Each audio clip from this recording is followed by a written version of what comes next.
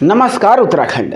उत्तराखंड की माँ माछी मानुस, जल जंगल जमीन की आवाज, आपका अपना चैनल राष्ट्र नीति उत्तराखंड। दोस्तों, अंकिता को इंसाफ दिलाने की एक और कड़ी में आज बहुत बड़े खुलासों के साथ राष्ट्र नीति उत्तराखंड आएगा। सबसे पहले बाप नंबरी तो बेटा 10 नंबरी। पुलकित आर्य के पिता विनोद आर्य पर लगे गंभीर आरोप। क्या है पूरी कहानी, कौन कौन से आईपीसी की धाराएं लगी हैं, एक एक बात का सबसे बारीक विश्लेषण थोड़ी देर में।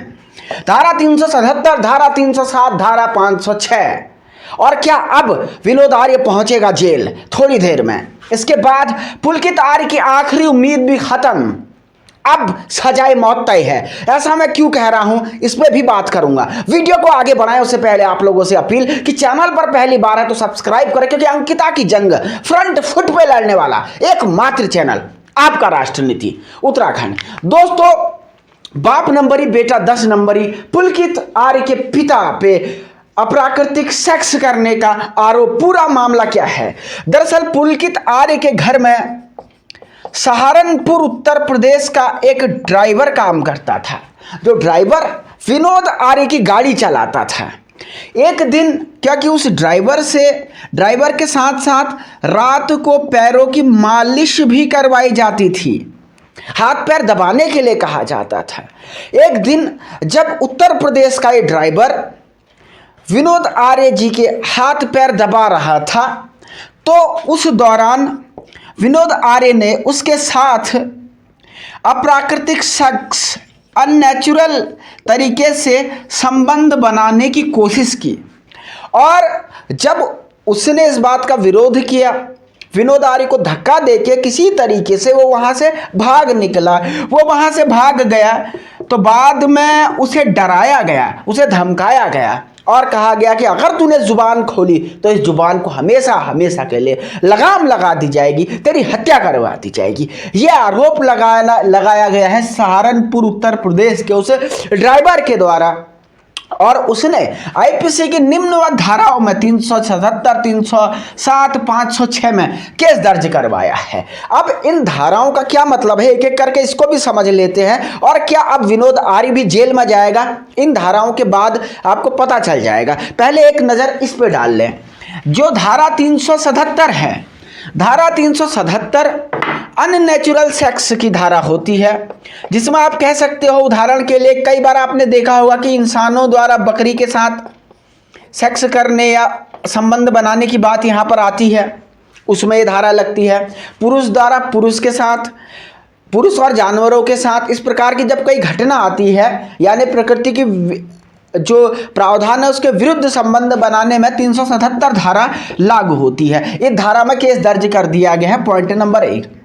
धारा 307 जो होती है हत्या के, हम कह सकते हैं कि हत्या के प्रयास की एक प्रकार से धारा है। किसी को अटेम्प्ट टू मर्डर जिसे कहते हैं, ATM, ठीक है, अटेम्प्ट टू मर्डर, किसी की हत्या का प्रयास वाली ये धारा होती है, ठीक है। और इसमें सबसे संगीन धारा जो है वो यही है। और 506 भी इसी की एक, आप इसको सपोर्टिव धारा कह सकते हैं। किसी को थ्रेट करना, किसी को धमकाना कि भाई मुझे जान से मार दूंगा, तेरा पत्ता काट दूंगा, हैं तेरे अंदर तेजाब फेंक दूंगा, ये कर दूंगा, वो कर दूंगा, वो धारा किसी भी प्रकार की थ्रेट करने की धारा होती है।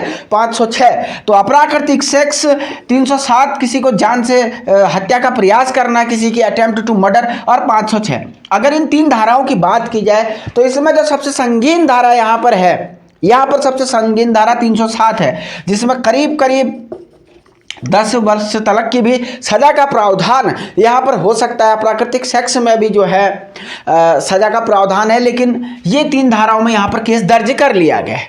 अब इस केस में इसका क्या इफेक्ट पड़ेगा, जरा इसको एक बार इसका मैं विश्लेषण करके आपको बताता हूं। इसका विश्लेषण आप देखिए, किस केस में, अंकिता हंडारी हत्याकांड केस में इसका क्या फर्क पड़ेगा। देखिए, फर्क ये पड़ेगा कि पुलकित की आखिरी उम्मीद इसके बाद समाप्त हो जाएगी, क्योंकि पुलकित को बचाने के लिए विनोद आर्य बाहर थे, ये बात तय है, और वो हर संभव कोशिश कर रहे थे। आप अगर पिछले एक ट्रेंड को पकड़ो, आप एक जो है इस घटनाक्रम को पकड़ो, आग लग जाना, हो सकता है वहाँ पे कोई सबूत थे, वनांतरा रिजॉर्ट का नष्ट हो जाना, हो सकता है वहाँ पे कुछ चीज़ें थी। तो यहाँ पर क्या हुआ कि कहीं ना कहीं बाहर रह के भले विनोद आर्या जेल में आप बंद हो जाएगा, लेकिन बाहर रह के पुलकित आर्या के बंद रहते भी कई प्रकार के सबूतों को नष्ट करने की उसने कोशिश की, इसमें कोई शक नहीं है। हालांकि क्योंकि एक सानिध्य रहता है बाहर, तो पावरफुल व्यक्ति तो है ही है। जब ये पूरी चीज़ें हैं, तो अगर अब ये जेल में चला जाएगा तो कहीं ना कहीं ये बात आप कह सकते हैं, ये बात आप दो टूक कह सकते हैं कि इस केस में और निष्पक्षता हो सकेगी। लेकिन इस केस का एक दूसरा पहलू भी है, इस केस का एक दूसरा पहलू भी है कि क्या जो ड्राइवर के आरोप है उसके बाद आर्य गिरफ्तार होकर के लंबे समय के लिए जेल में बंद हो जाएगा। ये आपके मन में भी सवाल उत्पन्न हो रहा होगा, इसका भी एक कानूनी पक्ष है, इसे भी मैं आपको बताऊंगा। दोस्तों, ये 377, 307, 506 का केस है। जब अदालत में ये केस जाएगा तो सबसे पहला क्वेश्चन नंबर 1 ही ये पूछा जाएगा, इतना लेट क्यों आप उठे हुए हैं, क्या वजह थी? क्योंकि ड्राइवर को चाहिए था कि जब उसके साथ ही हुआ था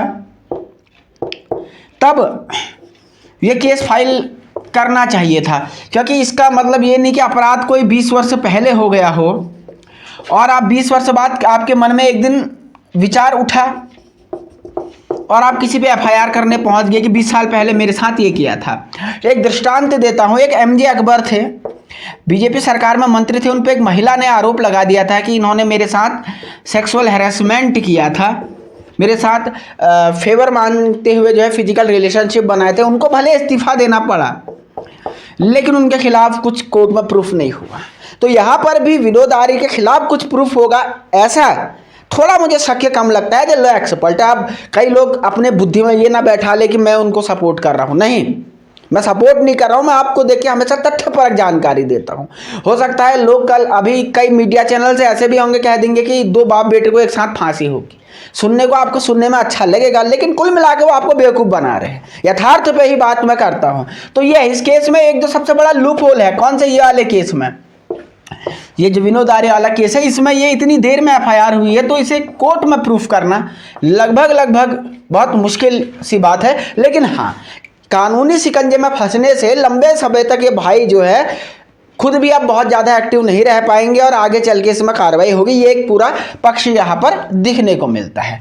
तो इफेक्ट इसका अंकिता केस में ये पड़ेगा कि भाई अगर हमारे जेल में बंद होंगे, हैं, विनोद आर्य अगर जेल में बंद होगा तो कहीं ना कहीं पुलकित को जो बाहर से सहायता मिलनी थी वो बंद हो जाएगी। ये इसका मेन पॉइंट है। भले ही ये छूट जाए, कम सजा हो, साबित हो ना हो अलग बात है, लेकिन इससे अंकिता केस को प्रभावित करने की जो क्षमता थी वो कम हो जाएगी। इस बात को जरा हमें एक पॉजिटिवली लेना चाहिए। अंकिता को न्याय दिलाने की राह में थोड़ा सा एक अच्छा कदम है जो ये मामला सामने आया है। इससे अंकिता के न्याय मिलने की उम्मीद कहीं ना कहीं बढ़ती हुई नजर आ जाएगी। बस ये मैं पूरी बात बता रहा हूँ।